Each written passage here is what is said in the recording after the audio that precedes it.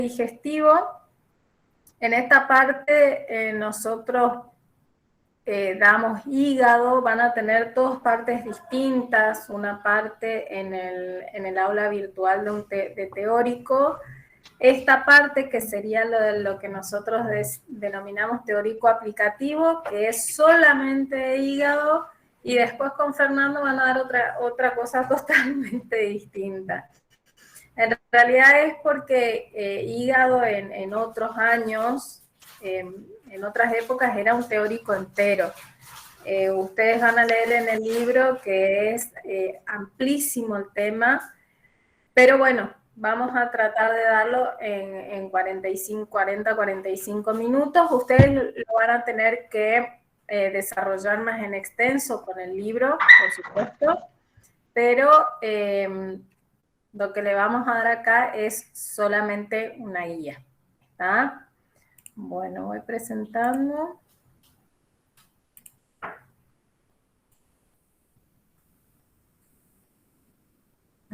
Esperen.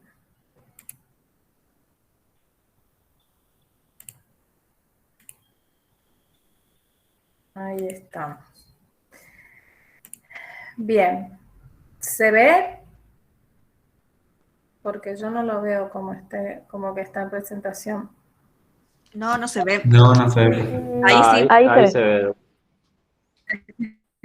Bien, yo tengo que salir de la imagen para... Bueno, estamos entonces.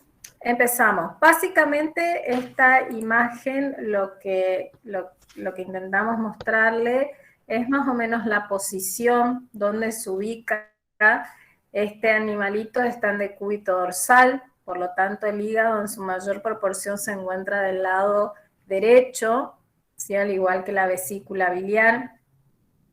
Tenemos que tener en cuenta que el hígado es indispensable para el cuerpo. O sea, a lo largo de la clase vamos a ver que tiene múltiples funciones, desde hormonales, digestivas, en todo lo que sea la parte también nerviosa. O sea, desempeña múltiples funciones de detoxificación. Por eso es que también a la vez es un órgano muy noble. ¿Qué significa esto? Ya lo van a ver en otras materias, que cuando el hígado sufre alguna lesión o hay una extirpación incompleta del hígado, los hepatocitos que quedan se dividen hasta alcanzar no la morfología normal que tenía previamente, sino hasta alcanzar la función que tenía previamente, ¿sí? Es uno de los órganos que nosotros decimos que tiene, que se vuelven a reemplazar por mismas células con las mismas funciones que estaban antes, ¿sí? Cosa que no sucede en otro órgano. Entonces,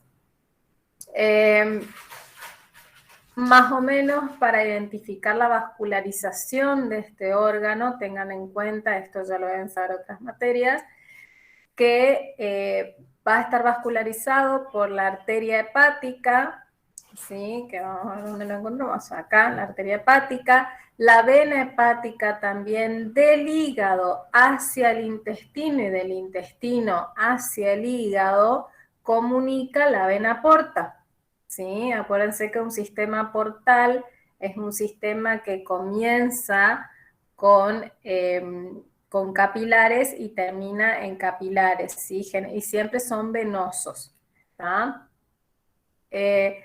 También del hígado hacia afuera van a salir, mediante los conductos biliares, se va a formar el conducto hepático común, ¿sí? Van a desembocar en lo que es junto con el conducto pancreático, desembocan en el esfínter de Oddi a nivel del intestino, ¿sí? Ahí se van a volcar tanto la secreción pancreática como la secreción y los productos que salen del hígado vía biliar, ¿sí?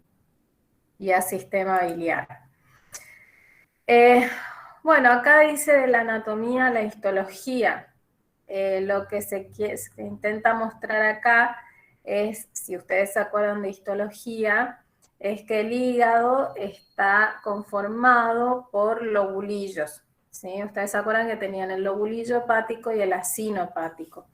El acino hepático es la unidad estructural y funcional, pero a nosotros lo que nos interesa, por ahí desde el punto de vista morfológico, es el lobulillo, ¿sí? El lobulillo iba a estar formado por, tiene una forma hexagonal, iba a estar formado por la vena central, y en cada rincón de estas estructuras hexagonales iban a estar las tríadas portales. Las tríadas portales van a estar conformadas por la vena, la arteria y el ducto biliar o conducto biliar, ¿sí?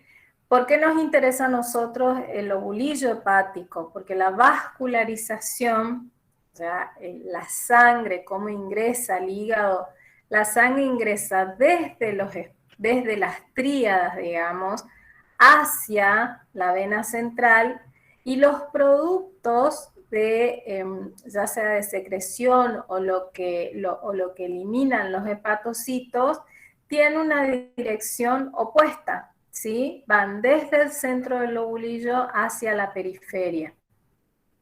Eso por ahí nos ayuda después cuando den patología el año que viene, o sea, cuando den patología médica, más o menos entender cómo se producen las enfermedades, que hay muchísimas enfermedades que afectan el hígado, desde tóxicas, bacterianas, muchas llegan por sangre, entonces generalmente vamos a encontrar esta zona más alterada, ¿sí? La zona de la tríada, porque llegan primero por sangre, y otras son inherentes al hígado, ¿sí? Por ahí si yo tengo un problema que hay una falta en la vascularización, como estos hepatocitos que están alrededor de la vena central, o sea, los que están bien alrededor, son los que tienen menos vascularización porque les llega menos sangre, van a ser los primeros que van a estar lesionados. Entonces, por eso desde el punto de vista morfológico y funcional, nos interesa a nosotros más el lobulillo que el acino hepático, ¿sí? Bien, acuérdense que el acino hepático estaba formado por dos venas centrales, ¿sí? Y, o sea, todo el espacio que involucra estas dos venas centrales. Bueno, ¿y cuáles van a ser las principales funciones hepáticas? Porque hay muchas otras. Regulación del metabolismo de hidratos de carbono, de lípidos y proteínas en general, ¿sí? Va a sintetizar lo que es la albúmina, que ustedes ya conocen, que es la proteína que mantiene la presión coloidosmótica del plasma, fibrinógeno, que actúa en la coagulación, parte de las globulinas, protrombina, que también es un factor de la coagulación, y también otros factores. Transforma productos finales del metabolismo proteico en la lantoína, urea y ácido úrico. La lantoína ya vamos a ver un poquito lo que es a grandes rasgos. Sirve para el depósito de vitaminas, como por ejemplo la vitamina A, la E, la D, la B12, y oligoelementos como el hierro, el cobre, el magnesio, el zinc, el cobalto. Regulación del metabolismo hormonal, ¿sí? Actúa en la inactivación de muchísimas hormonas, entre ellas las hormonas tiroideas y también las esteroides. Tiene una función de detoxificación de numerosas sustancias presentes en sangre, como fármacos, toxinas. Generalmente todo fármaco, todo medicamento que le demos a nuestros pacientes o se metabolizan en el hígado o se metabolizan en el riñón. Y casi todos también tienen una parte en el hígado, una parte en el riñón. O sea, si bien hay fármacos que uno puede decir, bueno, este es más nefrotóxico o este es más hepatotóxico, pero todos tienen un pasaje en esos dos órganos. Perdón, este que le dije magnesio es manganeso. Ay, ahora que estoy viendo. Mando un errorcito. Secreción de bilis, sirve para la secreción de bilis hacia el duodeno. Tiene una función hematopoyética. Acuérdense allá cuando dimos la parte de sangre, la hematopoyesis primero se da en el saco vitelino, después pasa a lo que es el hígado y después pasa a lo que es médula ósea, ¿sí? Sirve para la filtración y almacenamiento de la sangre. En cuanto a los hidratos de carbono, particularmente, sirve para el almacenamiento de glucógeno. ¿Sí? Todo esto ya son cosas que en muchas ocasiones ya las dimos o ya las hemos nombrado, ¿sí? Sobre todo cuando dimos la parte de insulina y todo eso de metabolismo intermedio. Y ustedes también lo habrán visto bastante en bioquímica. Sirve para el almacenamiento de glucógeno, se encarga de la conversión de azúcar, de los distintos tipos de azúcares en glucosa, sirve para la gluconeogénesis, para la formación de sustancias a partir de productos intermedios del metabolismo de hidrato de carbono, y mantiene la glucemia. ¿Cómo mantiene esa glucemia? Esa glucemia, acuérdense que cuando se produce la ingesta de alimentos, la glucemia se eleva, ¿sí? De manera considerable. Y siempre esa glucemia se tiene que mantener en un rango fisiológico, digo yo, porque tanto la hiperglucemia como la hipoglucemia genera trastornos, ¿sí? Entonces, va a suprimir, se va a encargar de bajar ese exceso de glucemia postprandial, almacena la glucosa, pero como ven, para almacenar la glucosa la tiene que transformar en glucógeno, y le devuelve al torrente sanguíneo la glucosa cuando esa glucemia ya comienza a bajar producto de que las células de nuestro cuerpo están utilizando esa glucosa. En el hígado se produce la gluconeogénesis, ¿sí? La gluconeogénesis mantiene la concentración también normal de glucemia, se desencadena por la disminución de la glucemia. Acuérdense que la gluconeogénesis es la producción o la síntesis de glucosa a partir de compuestos no glucídicos. Estos compuestos no glucídicos pueden ser proteínas o pueden ser grasas, y en este caso, como dice acá, aminoácidos y glicerol. Se produce la glucogenogénesis, que es transformar esa glucosa en glucógeno, y la glucogenólisis, que es transformar ese glucógeno en glucosa, ¿sí? Todo eso para amortiguar la glucemia. ¿Qué sucede en cuanto a los lípidos? Hay un rápido ritmo de oxidación de ácidos grasos para la obtención de energía mediante la beta-oxidación, que ustedes ya la estudiaron en bioquímica. Formación de lipoproteínas de transporte. Acuérdense que el exceso de glucosa, ¿sí?, se transforma en grasa. La grasa tiene que salir del hígado. Por eso el hígado no es un almacenador de grasa. El hígado transforma el exceso de glucosa en grasa y la saca. Pero para poder sacarla necesita también producir lipoproteínas de transporte, ¿sí?, que lleven esa grasa hacia los depósitos, o sea, hacia el tejido adiposo. Esas lipoproteínas también son elaboradas por el hígado. Forma colinfolipios, el 80% se convierte en ácidos biliares, son secretados por la bilis. Por eso siempre decimos que cuando hay una hipercolesterolemia, la manera más eficiente, o sea, en realidad no la más eficiente, la única vía que nosotros tenemos para eliminar colesterol es a través de la bilis, ¿sí? O sea, uno por más que haga lo que haga, bueno, ahora hay medicamentos también que se toman para evitar el acúmulo de colesterol en la sangre, pero la única manera que tenemos de eliminar el colesterol es vía biliar. Conversión de hidratos de carbono y proteínas en ácidos grasos y triglicéridos para exportación y almacenamiento en el tejido adiposo.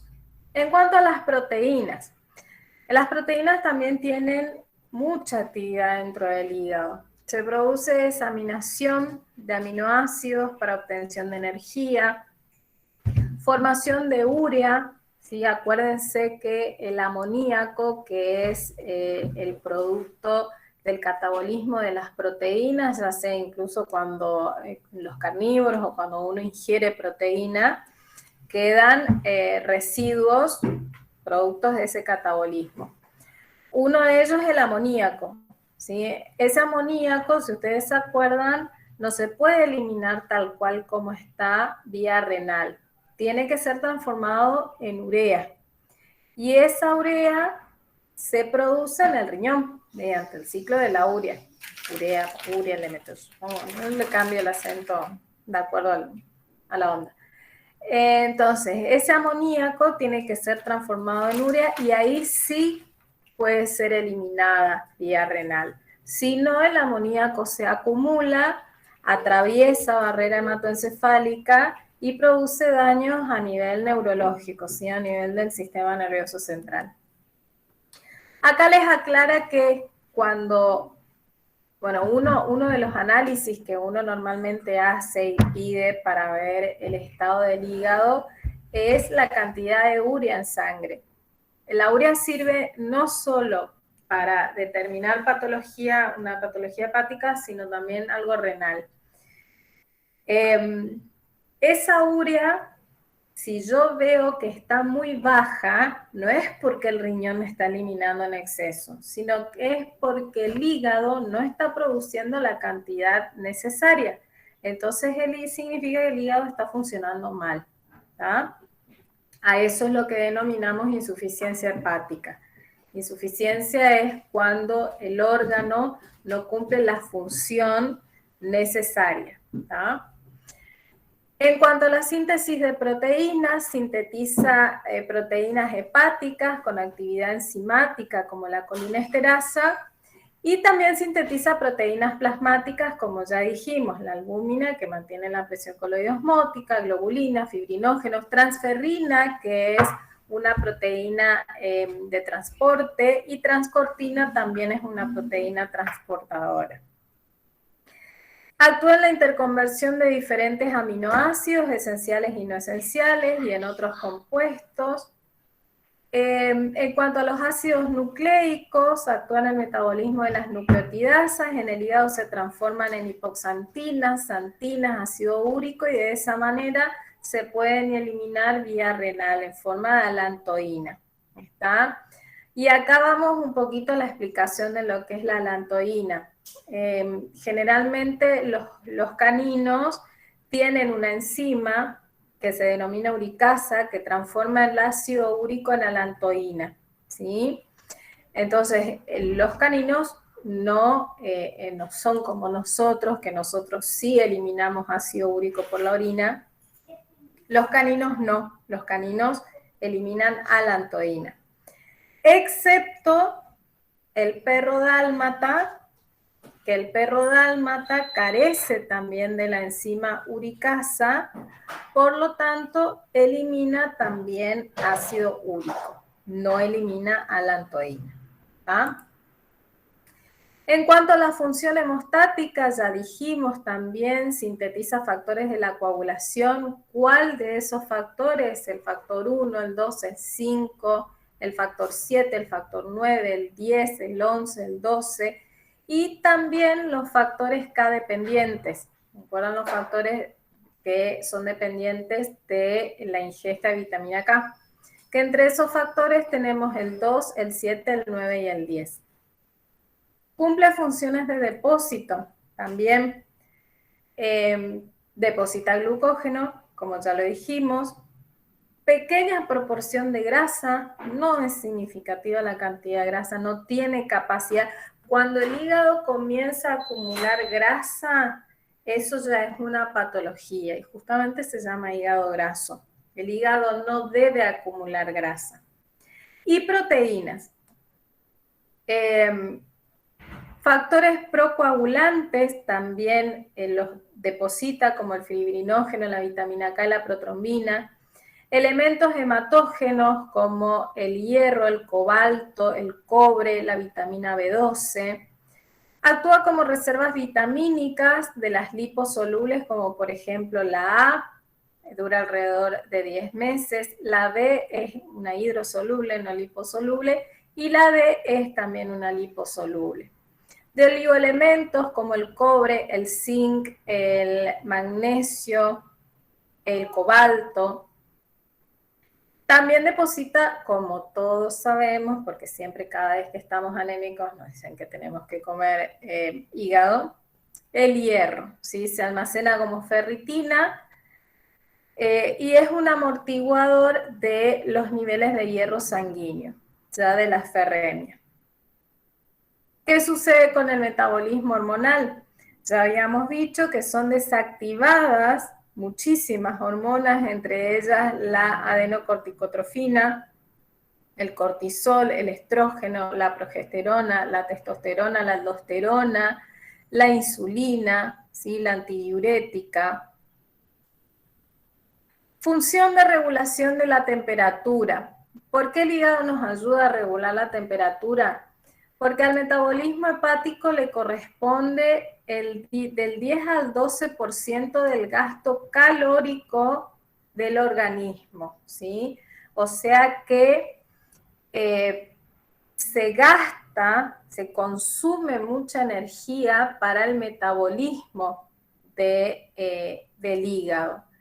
Por supuesto, todos sabemos que el más eficiente para producir calor es el músculo, ¿sí? Que un 70% transforma en calor la energía la energía que consume, y solamente un 20% lo transforma en trabajo, ¿sí? O sea que ese sería el más eficiente para producir calor. Pero el hígado también ayuda. En cuanto a la función detoxificante, principalmente del metabolismo del desdoblamiento de la hemoglobina y otros derivados porfirínicos, va a haber reacciones que actúan sobre productos tóxicos para transformarlos en menos tóxicos. ¿Cuáles son esas reacciones? Conjugación con ácido sulfúrico, después conjugación con ácido glucurónico. Ya vamos a ver que casi todas las sustancias, fármacos y demás se conjugan en el hígado para poder ser eliminados y pasar a ser sustancias que son menos tóxicas. Después conjugación con aminoácidos, ¿sí? Y la acetilación también son reacciones que se producen en el hígado para detoxificar. Relacionadas con la circulación, es un órgano con gran capacidad de dilatación que almacena gran cantidad de sangre en sus vasos sanguíneos. Si bien todos sabemos que el vaso es el que más por ahí puede acumular gran cantidad de sangre en el caso de que sea necesario aumentar la volemia, pero el hígado también, ¿sí? La capacidad normal es de 450 mililitros en el hombre y es mayor en los animales. Cuando hay un aumento de la presión de la aurícula derecha, hay un aumento de la presión de retorno y aumenta la capacidad de esa capacidad de 450 aumenta de 0,5 a 1 litro más, ¿sí? Vuelca, por eso cuando hay yo por ahí siempre los relaciono con algo patológico, con algo que no funcione bien, para que ustedes puedan entender los mecanismos. Y para que ustedes también se enganchen para decir, bueno, esto, ¿de qué me sirve saber? ¿O para qué yo necesito saber eso? Generalmente cuando hay algún trastorno cardíaco, ¿sí? Se produce un estancamiento de la sangre en todo el cuerpo, ¿sí? Pero uno de los órganos que más aumenta de tamaño es el hígado, justamente porque hay un aumento de presión, o sea, hay mayor cantidad de sangre siempre en el corazón, entonces el hígado va a presentar lo que nosotros denominamos una congestión, si se llena de sangre, sus vasos sanguíneos se llenan de sangre, más de lo normal, se dilatan. Vuelca a la sangre esa cantidad cuando el organismo necesita, como por ejemplo en el ejercicio, ¿sí? Ayudando a mantener la volemia. Yo siempre les digo que cuando, por ahí a alguno le habrá pasado, cuando sale a hacer actividad física, le suele doler el costado, ¿sí? Uno dice, bueno, siempre tiene que doler el costado izquierdo porque ahí está el vaso, y el vaso tiene lo que nosotros llamamos esplenocontracción y a veces duele. Pero el hígado también puede llegar a molestar porque también responde a esas descargas adrenérgicas, ¿sí? Entonces, para mandar la sangre que está conteniendo, hay cierto grado de contracción de distintas estructuras que hace que pueda llegar a molestar también ese costado derecho. En cuanto al flujo linfático del hígado, se produce por los poros de los sinusoides hepáticos, hay pasaje de proteínas hacia el espacio de Dice. Se forma gran cantidad de linfa, casi la mitad de linfa de todo el cuerpo es elaborada en el hígado. Tiene una función de limpieza de la sangre mediante los macrófagos hepáticos. Acuérdense que en el hígado está una parte de lo que nosotros denominamos el sistema retículo endotelial. Ese sistema retículo endotelial básicamente son macrófagos, ¿sí? Que en cada lugar del cuerpo van a tener un nombre distinto. En el hígado se llaman células de Kupffer. Y estas células están siempre a la expectativa porque acuérdense que el sistema transporta lo que hay en el intestino, lo lleva directamente al hígado. Entonces el hígado tiene que tener un muy buen sistema de defensa para que en caso de que pasen algunas bacterias o que pase algún microorganismo, lo pueda llegar a eliminar. Bueno, como dijimos, barrera antigénica. Se produce maduración de líneas linfocíticas, ya hemos dicho antes que es hematopoyético en el periodo prenatal y también actúa en el reconocimiento de lo propio y el rechazo de lo ajeno en cuanto a la inmunidad. Cuando den inmunología van a ver todo eso de complejo mayor de histocompatibilidad y demás, que el hígado es un factor muy importante en ese proceso del rechazo a los componentes o a cosas que ingresen al organismo, ya sea, por ejemplo, supongamos el trasplante de otro órgano, el hígado hay veces que suele producir sustancias que puedan llegar a afectar esas situaciones, ¿sí? Ay, esperen que no se repite. Bueno, en cuanto a su función excretora, ya habíamos visto también en clases anteriores que la hemoglobina, ¿sí? A nivel del sistema retículo endotelial, si bien sobre todo es en los sinusoides, en los vasos del vaso, ¿sí? Que es donde se produce la ruptura de los glóbulos rojos, pero también en el hígado, ¿sí? A nivel del hígado, la hemoglobina se va a separar, digamos, en hem y globina. Este hem, que es la cadena lineal de 4 núcleos pirrólicos, se va a reducir a biliverdina, todo esto a nivel de los macrófagos. Esta biliverdina se va a transformar en bilirrubina libre, también se la llama bilirrubina indirecta o insoluble. ¿Por qué le decimos indirecta o insoluble?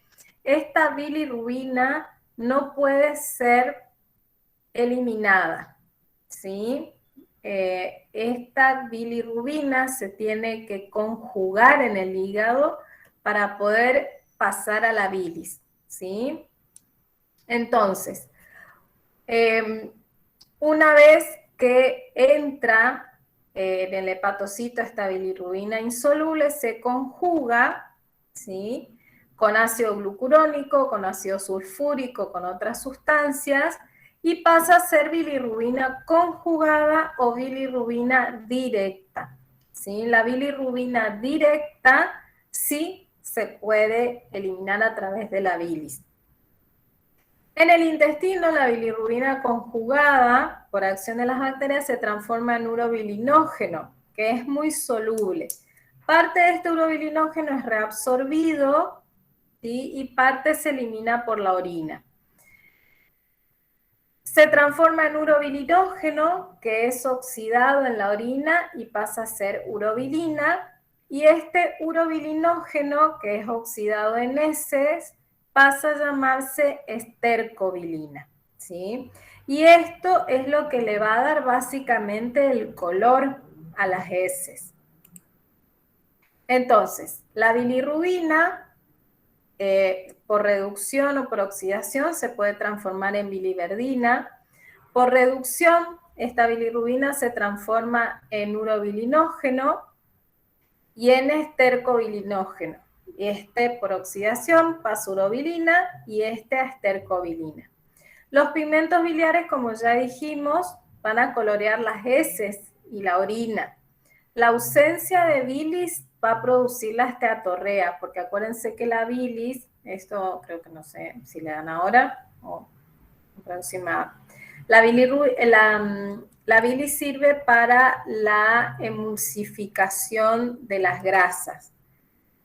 Estas grasas, cuando ingresan al tracto digestivo, tienen que formarse micelas, digamos, tienen que separarse para que las enzimas pancreáticas puedan actuar sobre la grasa y la puedan transformar en ácidos grasos más pequeños para poder ser reabsorbidos. ¿Qué pasa cuando no hay bilis? Esas enzimas pancreáticas no pueden cumplir la función que tienen que cumplir, entonces la grasa no se digiere de manera correcta y yo voy a ver grasa en materia fecal. Y aparte de ver grasa en materia fecal, va a faltar color. Por lo tanto, va a haber esteatorrea, que significa que va a haber grasa, o sea, se ve grasa en las heces, y las heces van a estar decoloradas, que es lo que denominamos acolia. El exceso de pigmentos biliares en la orina hace que la orina tenga un color oscuro, y a esto se le llama coluria. La función secretora, ¿sí? Acá ya pasamos a hablar de la bilis. Constituye una secreción así como una excreción. Se excretan los pigmentos biliares y se secretan las sales biliares, que son indispensables para la digestión de las grasas, como ya dijimos previamente. ¿Qué color va a tener la bilis? Verde en rumiantes y en aves, castaño amarillenta en carnívoros, cerdos y hombres, y castaño verdosa en equinos. Va a ser una solución acuosa, similar concentración de electrolitos que el plasma, como el sodio, el calcio, el bicarbonato y el potasio. Contiene además ácidos biliares con colesterol, lecitina, fosfolípidos y pigmentos biliares. Tiene un pH que varía de 7 a 8, como verán es bastante alcalina porque ayuda a contrarrestar el pH que viene del estómago, que es ácido. Es una secreción de tipo continua en rumiantes y en los equinos e intermitente en los carnívoros y en el hombre. La bilis es producida por los hepatocitos, obviamente, y es transportada por el sistema canalicular, sufriendo luego modificaciones a medida que pasa por ese tracto canalicular, lo que puede ser que sea más rica en bicarbonato, ¿sí? O sea, se va modificando un poco su composición. Las funciones de la bilis: digestión y absorción de lípidos, así como de vitaminas liposolubles y carotenos. Como ya dijimos, emulsiona las grasas, saponificando ácidos grasos y formando micelas. Activa la lipasa y a la amilasa pancreáticas, acelera la acción de la amilasa pancreática, o sea, enzimas pancreáticas en general, neutraliza el pH ácido, opera como bacteriostático, aumenta la motilidad intestinal y actúa en la odorificación de las heces. ¿Y cómo es esta formación de sales biliares? A partir del colesterol se produce una oxidación, ácido biliar, el cólico, el que no desoxicólico. Se produce conjugación, ¿sí? Pasan a ácidos biliares conjugados, glicocólico, taurocólico.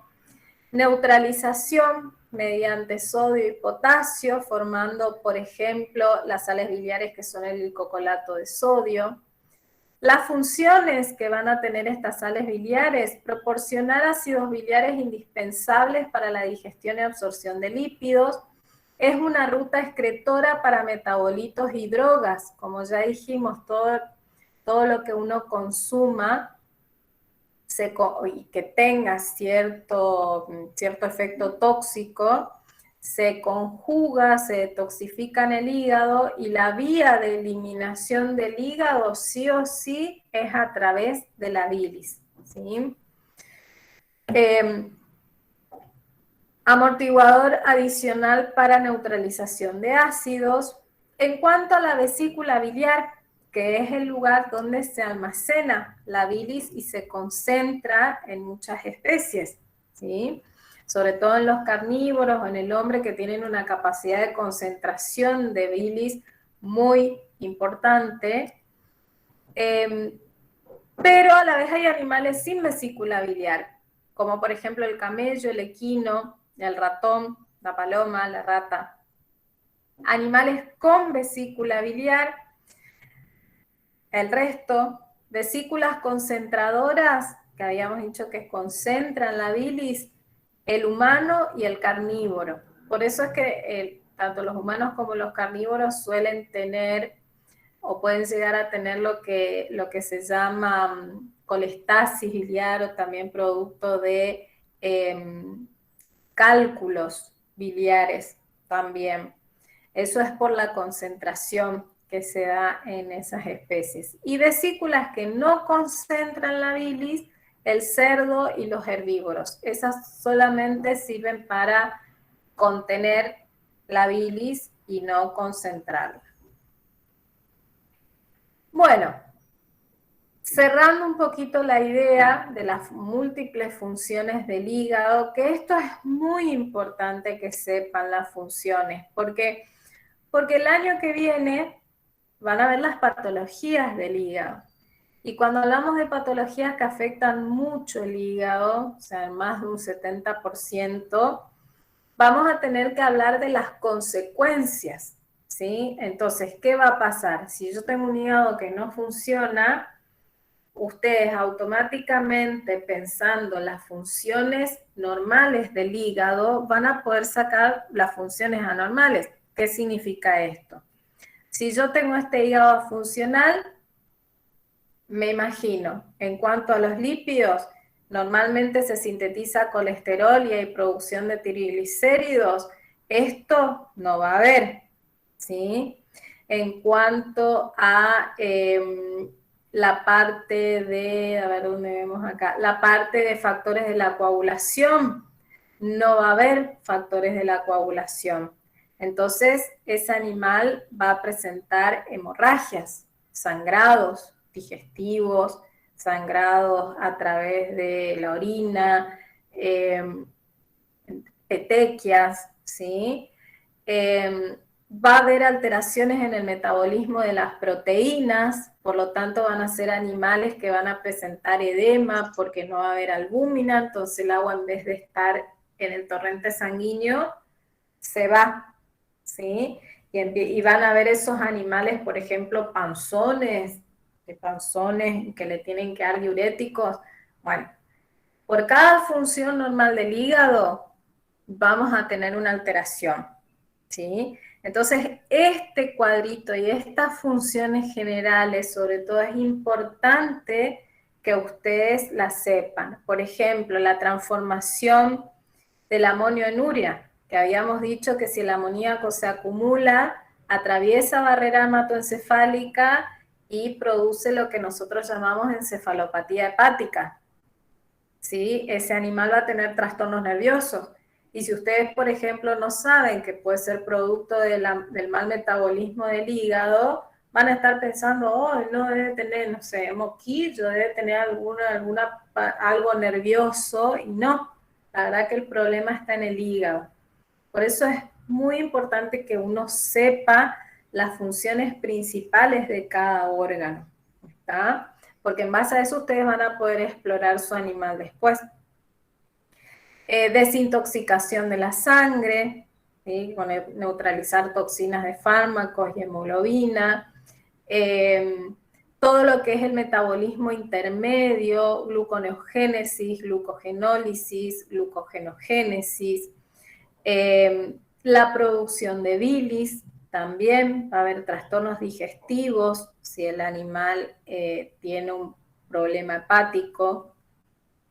Y también el depósito de sustancias, va a tener deficiencia de vitamina B12, deficiencia de todos estos elementos que habíamos dicho previamente que el hígado los almacenaba. Bien. A ver, dejo de presentar. ¿Alguna pregunta al respecto?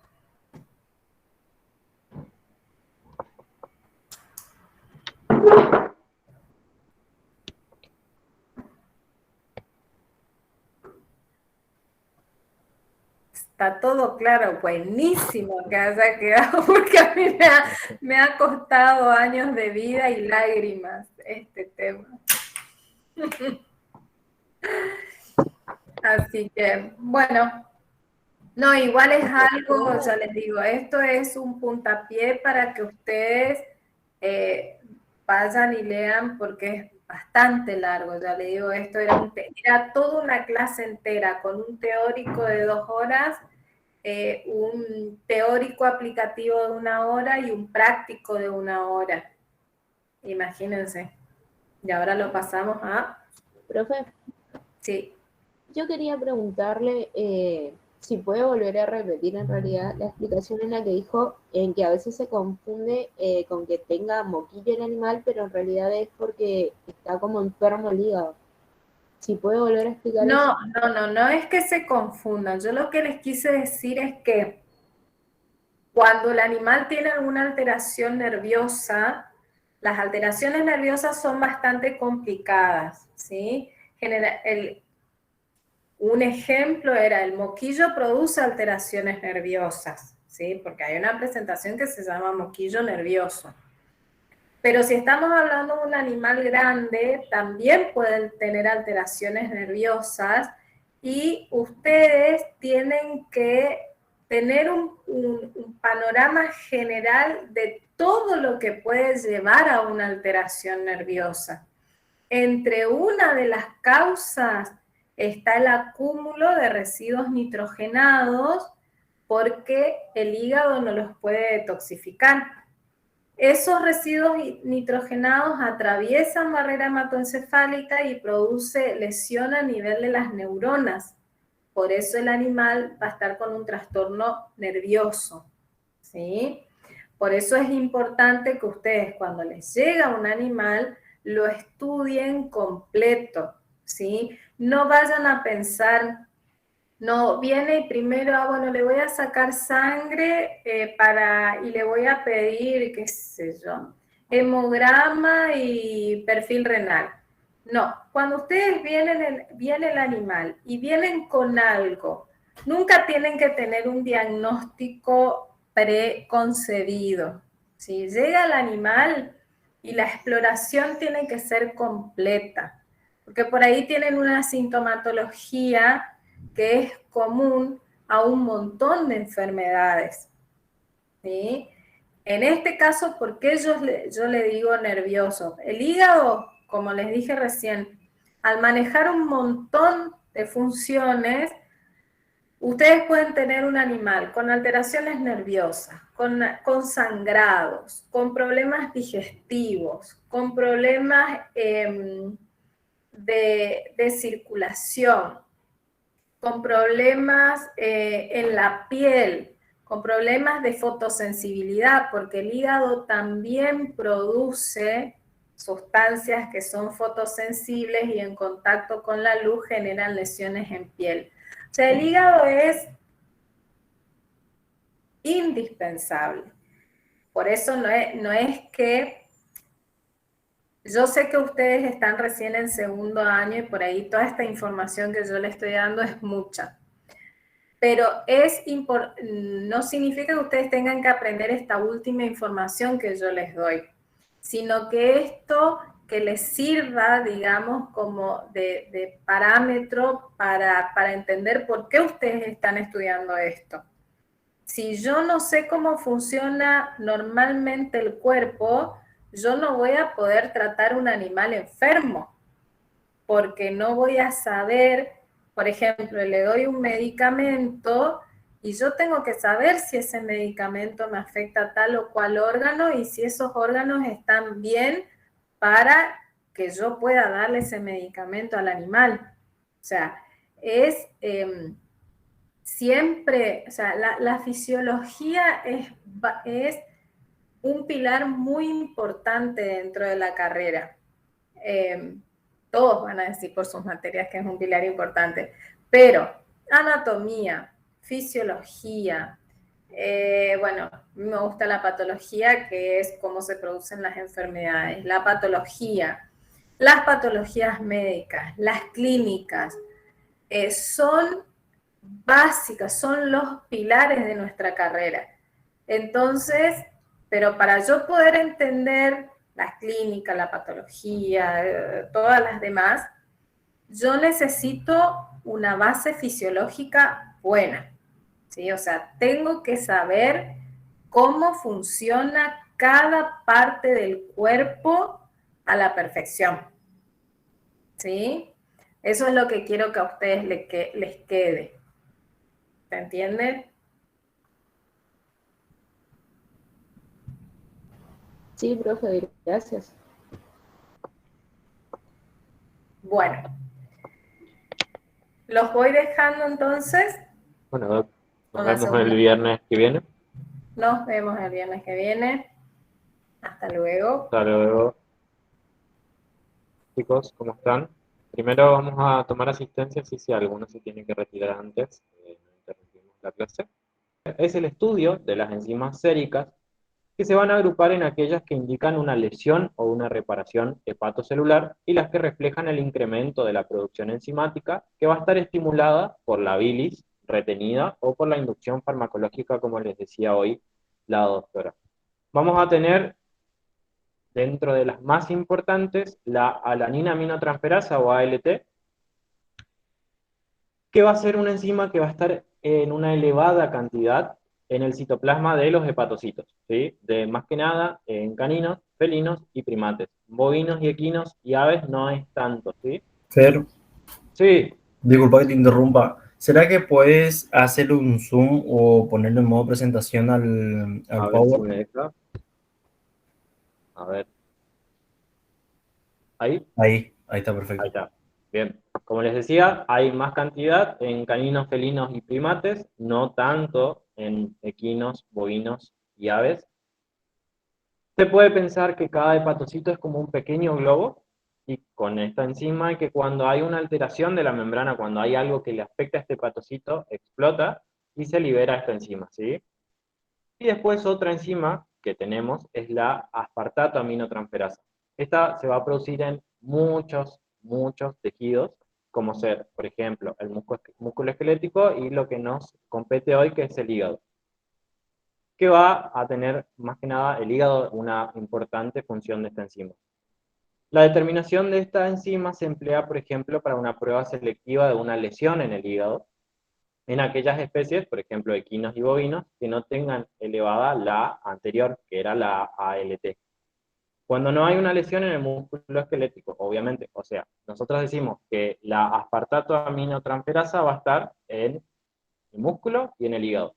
más que nada en el hígado, en lo que sería bovinos y equinos. Entonces, si nosotros hacemos un examen de sangre y nos da elevado la AST, un perfil hepático en realidad, nos da elevado la AST y no hay una lesión a nivel del músculo, podemos estar pensando de que lo que está afectando, o lo que está afectado en realidad, es el hígado, ¿sí?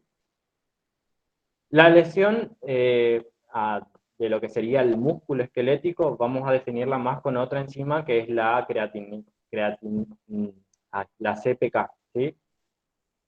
¿Por qué? Porque esa enzima está únicamente en el hígado, no como la ALT que está, perdón, en el músculo, no como la ALT que está en el músculo y en el hígado. La CPK o CK, como lo van a encontrar en diferentes bibliografías, se encuentra únicamente en el músculo. Entonces, una vez que haya lesión muscular, hacemos un análisis de enzimas y nos va a tener que dar elevada esa CPK o CK.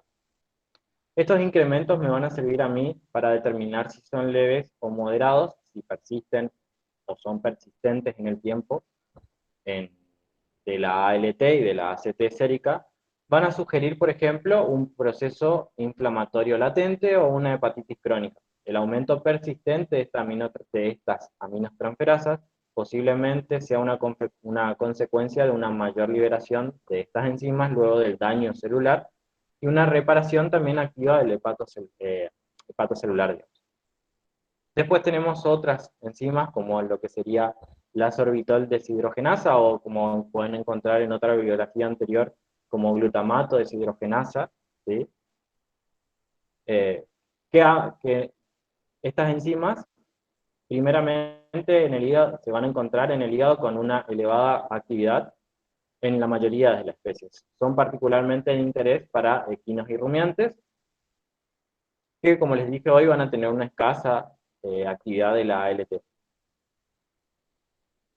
¿Qué pasa? Estos me van a dar una indicación, o todas las enzimas, pero más que nada estas junto con la AST para equinos y bovinos, una determinación de que ese hígado va a estar dañado. La fosfatasa alcalina y la gamma-glutamin transferasa son enzimas que van a ser marcadores de colestasis e inducción farmacológica. Estas enzimas presentan una mínima actividad en el tejido hepático normal, pero incrementan de forma marcada en el plasma luego de, por ejemplo, un aumento de la producción enzimática, ya sea por un deterioro del flujo biliar o porque nosotros le dimos medicamentos al animal. Estas enzimas se van a localizar en la membrana, la fosfatasa alcalina más que nada se asocia con la membrana canalicular, canalicular digamos, y la GGT, la gamma-glutamil transferasa, con las células epiteliales que conforman el sistema ductal. La hiperactividad de la GGT se asocia con un deterioro del flujo de lo que sería la bilis y la administración de glucocorticoides en caninos. Esta enzima va a ser de utilidad diagnóstica para afecciones biliares en equinos y rumiantes. Esas son las enzimas que se miden en los animales. Después vamos a tener, a ver si me deja, lo que pasa es que si yo comparto acá no me deja cambiar la presentación. A ver. La determinación o el dosaje de bilirrubina total y directa. Como habló la doctora hoy, la bilirrubina es un compuesto de degradación de la hemoglobina que va a ser captada por el hígado para su confusión y excreción a través de la bilis. Las alteraciones que tienen las alteraciones a nivel del hígado, hepatocelulares o obstrucciones biliares pueden provocar una hiperbilirrubinemia. Esos aumentos de bilirrubina total que van a ocurrir a expensas de la elevación de una fracción que es indirecta, es decir, no conjugada, van a indicar ictericia hemolítica. En tanto que los que suceden con la fracción directa, que sería la conjugada, van a responder a ictericia obstructiva. En ictericia hepatocelular pueden estar aumentadas ambas fracciones. Esto quiere decir que si es una lesión a nivel del hígado, digamos, pueden estar elevadas cualquiera de esas fracciones. Entonces, la bilirrubina indirecta se va a elevar, por ejemplo, en una hemólisis, pues ya sea por hemoparásitos, transfusiones o procesos de inmunomediados, digamos, Y en tanto que la directa lo hará en colestasis, por ejemplo, colangitis, colecistitis o tumores pancreáticos o biliares. ¿Cómo vamos a hacer para determinar esta bilirrubina sérica?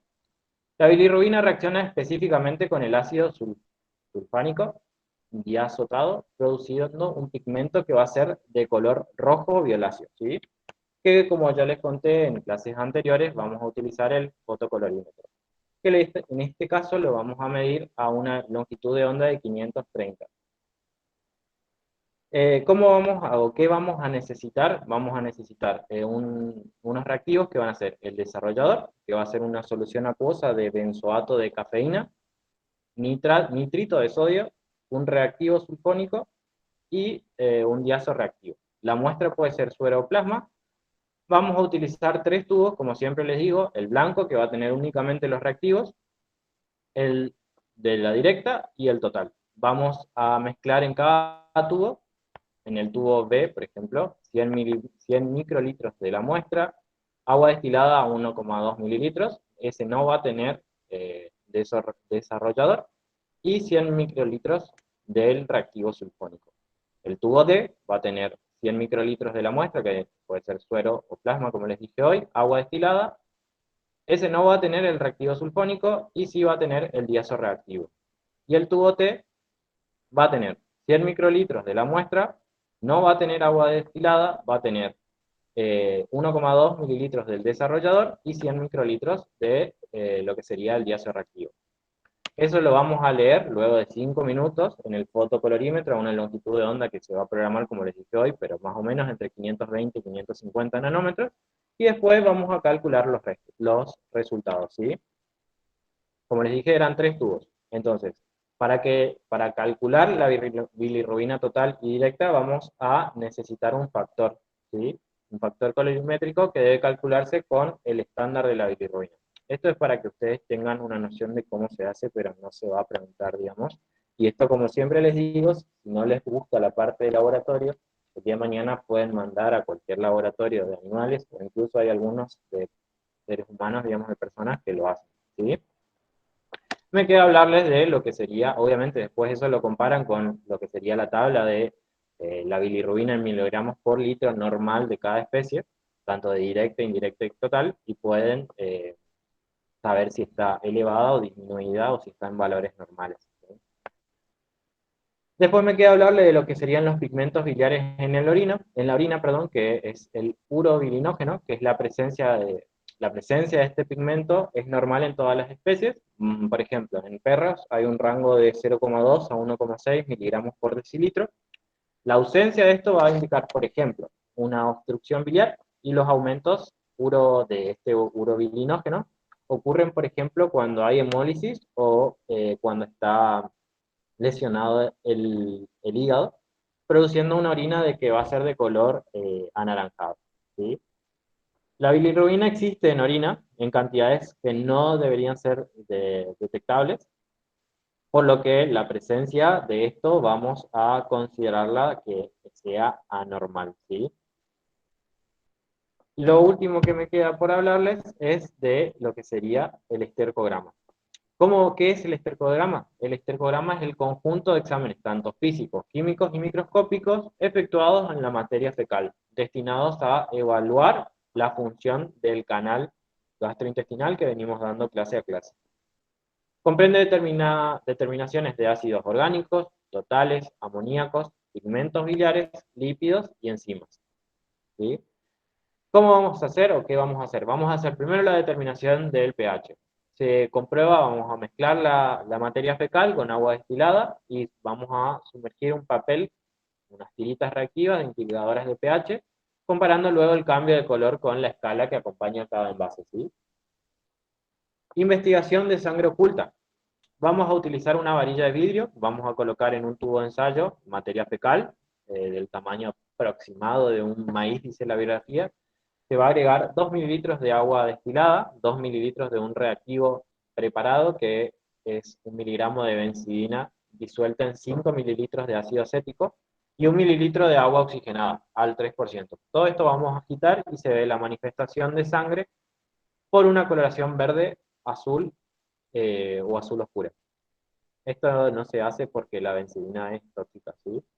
Y el resultado es positivo, o por lo menos no lo hacíamos en presencial nosotros en la clase porque justamente era tóxico de la benzina. El resultado positivo, obviamente, si cambia a color azul o verde oscuro, lo que va a hacer es determinar una patología a nivel digestivo, como ser, por ejemplo, una úlcera, gastritis, colitis o tumor. También lo van a ver después en médica, que también se denomina melena, o en semi el año que viene, melena, que es cuando la materia fecal presenta sangre, ¿sí? Después vamos a tener exámenes microscópicos, donde vamos a preparar una suspensión con esta materia fecal y solución fisiológica con la que vamos a realizar preparados y vamos a ir colocando gotas de esta suspensión en un portaobjetos para ser observado en el microscopio, ¿sí? Podemos usar diferentes tinciones, Sudán, por ejemplo, que va a teñir los lípidos, una solución de Lugol, que va a colorear lo que sería el almidón, y ácido acético al 36%, que va a desintegrar los restos de alimento y va a transparentizar lo que sería el tejido conectivo. ¿Qué podemos encontrar? Podemos encontrar fibras musculares, que van a estar, si están bien digeridas, aparecen como cuerpos ovales de extremos redondeados. La estiración va a ser, o sea, la estriación longitudinal va a ser imperceptible. En general se encuentra en escaso número, se observa en mayor cantidad cuando la nutrición fue únicamente a base de carne. Si el alimento está mal digerido, se van a ver las mismas largas de extremos, que pueden ser cuadrangulares, y estas estrías longitudinales y transversales sí van a ser visibles, siempre y cuando no esté bien digerido, ¿no? El tejido conjuntivo se va a apreciar de un aspecto fibroso. El ácido acético en caliente lo que va a hacer va a ser hinchar esa fibra y borrar los límites. Si se encuentra, determina que hay, por ejemplo, una insuficiencia gástrica, que no se están digiriendo bien lo que sería el alimento, digamos. El lípido se va a observar como gotas que pueden cambiar de tamaño o formando lagunas muy refringentes. Al microscopio sería como un brillo, como aceite, digamos. Estos se van a presentar como, los ácidos grasos se van a presentar como agujas duras y largas o en conjuntos, formando como especies de formas semiamorfas. Y me queda hablarles de lo que sería el almidón, que puede estar en crudo, si proviene de harina o de la fruta, y que va a tener forma de líneas concéntricas. Ahora, si lo hacemos con Lugol, se va a colorear de negro. El almidón cocido puede ser amorfo, con una coloración azul, más o menos, con el Lugol. Y otros elementos que podemos encontrar en omnívoros o en carnívoros pueden ser cristales, fosfatos o oxalatos, igual que en orina. En menor importancia puede haber células epiteliales, podemos encontrar parásitos, van a ver en cuarto que van a ser coprológicos. Es un método diagnóstico complementario que lo utilizan para ver si tienen huevos de parásitos, si está infectado el animal que fue a la consulta. Y en herbívoros podemos encontrar lo que sería la visualización de tejidos vegetales con clorofila o granos de digestión incompleta.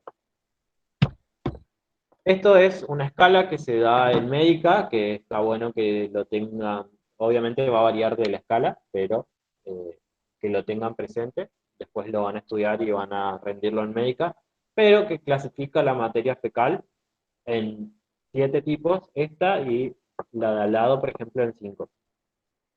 El tipo 1, como dice ahí, trozos duros separados que pasan con dificultad. Estamos hablando de un estreñimiento importante. El tipo 2, como una salchicha compuesta de fragmentos, ligero estreñimiento. Y bueno, el tipo 3 y 4 sería lo normal. Y el tipo 7 ya sería un extremo que es acuosa, sin pedazos sólidos, totalmente líquido, que estamos hablando de una diarrea muy importante, ¿sí? Eso es más que nada la clase de hoy. Como les dije, más que sepan las enzimas, la parte de diagnóstico de dosaje de bilirrubina no se les va a preguntar cómo se hace cada paso. Y sí que tengan en cuenta que el estercograma se hace, capaz lo más común es un copro, y clasificar el score fecal, como le dicen en médica. Así que están libres, chicos. Acuérdense de cuidar las faltas. Quedan 2 clases más y termina el año, por lo menos para fisiología. Sí. Con 3 parciales se queda regular ya. Sí, sí, sí. Y, Cuida. o sea, si tenés 3 parciales, ¿sí o sí hay que rendir el cuarto? ¿O No, es eso es optativo? opcional. Eso es opcional. Creo que es opcional, o por lo menos en la presencialidad es opcional. Yo no sé si te van a tomar asistencia. Te consulto. De última, si salís mal, no pasa nada, pero si Sí. estás justo de falta, cuídalo, digamos. No, Igual no. eso lo averiguo y te digo. Dale, gracias, Fer, Fer. yo también tengo una consulta. Sí, ¿Extraordinario ahí? eso se está viendo. Creería que sí, pero no puedo confirmarte. El otro día en una reunión que hubo se planteó eso entre los docentes y todavía no llegaron a una decisión. ¿Estás muy jodido de parciales vos? No, no, tengo 2 aprobados, pero el tercero no aprobé y, o sea, quería saber más. Igual te queda el cuarto. Sí, sí, me queda el cuarto, pero, pero era para sacarme la duda nomás. Igual yo te aviso, lo pregunto en el grupo de los profesores y te aviso. Dale, ¿y será que me puede decir cuánta falta tengo? Ya que estamos. Sí,